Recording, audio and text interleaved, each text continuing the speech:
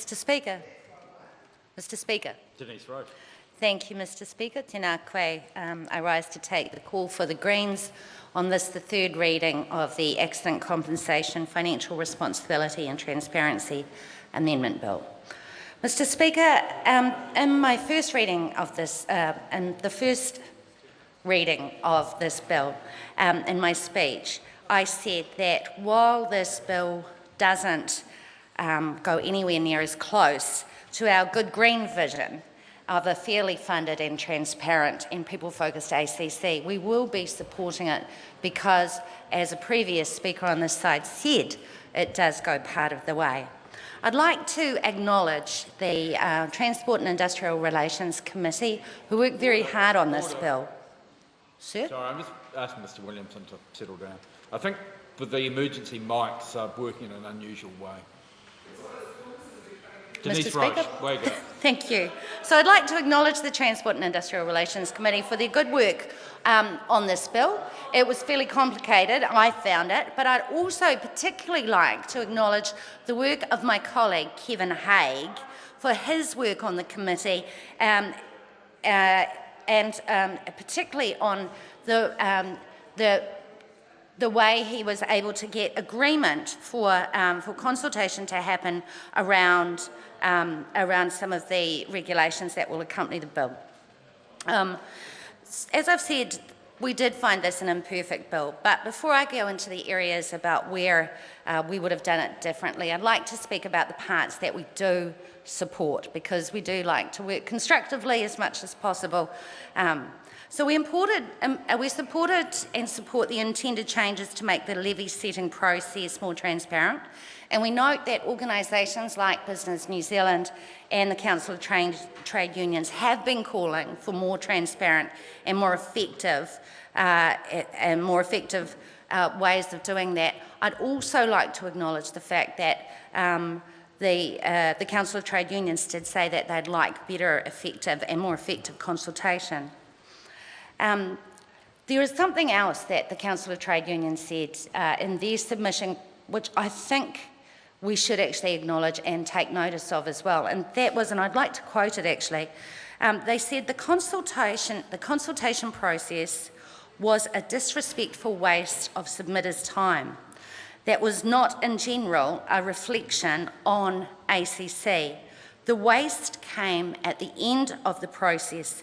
The government was able to, and regularly did, override the corporation's recommendation. Submitters' views counted for nothing. So while we applaud the changes in making the levy setting processes more transparent and easier, and we celebrate our successful changes that we managed to get in, we strongly urge the government to actually take the consultation process seriously, because it doesn't matter how good or robust the consultation process is if the government is determined to ignore what is said there. And we've seen the government ignore that sort of consultation process before in other bills like the Health and Safety Reform Bill. So we also support the provisions that are made to prevent the over-collection of levies. A lot of families out there are struggling, and the key findings section of the 2015 Household Incomes Report talked about how 2 in 5 families in New Zealand have at least one member of their household working full-time hours. But even a couple of $100 or so a year might mean the difference between warm clothes, warm blankets and a heater on people getting sick over the winter because their wages are still so low, sir, even with paid work. And that's why we, sir, advocated for the superior pay-as-you-go system. And in my first reading speech, I referred to Michael Littlewood, an expert from the University of Auckland, and I quoted him, who said that the pay-as-you-go model has less volatility on investment returns, less uncertainty than the current actuarial calculations, which falsely rely on the assumptions that this is a private insurance model and not a government-run system. And he also says that pay-as-you-go is more transparent and it's easier to understand. And for all those reasons, we support pay-as-you-go system, but we also, I just want to quote Mr. Littlewood, who says, a pay-as-you-go approach to levy setting should be simpler, more transparent and less risky financially. It would also lower the investment risk for New Zealand. It would also, I guess, make government rorts less likely.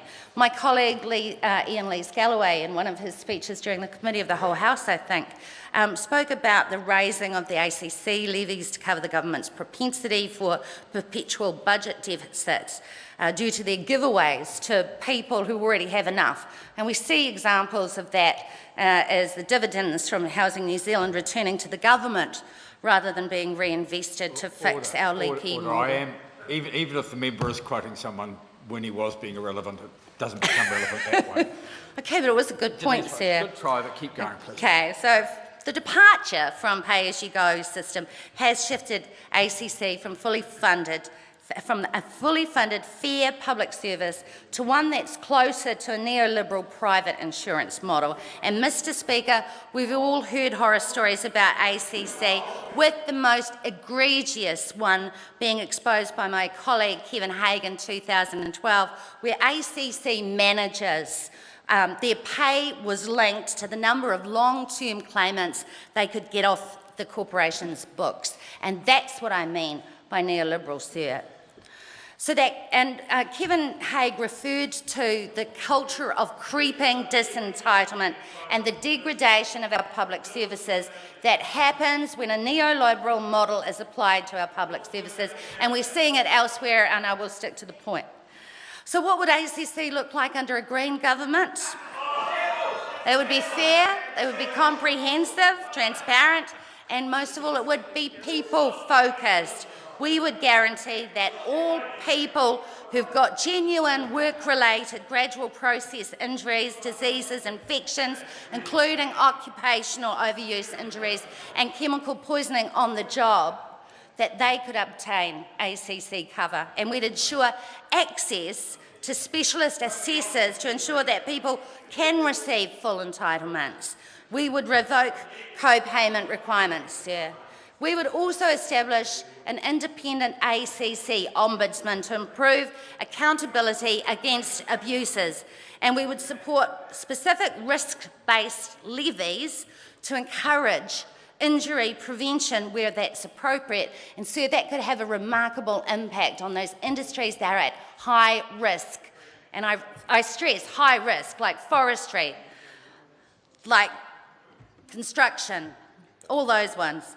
We'd support and strengthen ACC's focus on injury prevention, including integration with broader preventative health programs and interventions in communities, workplaces, schools, and in homes. And we would prevent injuries. If we prevent injuries and take the public health approach, rather than waiting to be an ambulance at the bottom of the cliff, we can provide better quality services and save money, sir, in the long run. So, Mr. Speaker, this bill is it's an imperfect improvement, and a lost opportunity. But having said that, it's a small baby step towards something a bit better, and we'll support it. Clayton Mitchell. Thank you, Mr.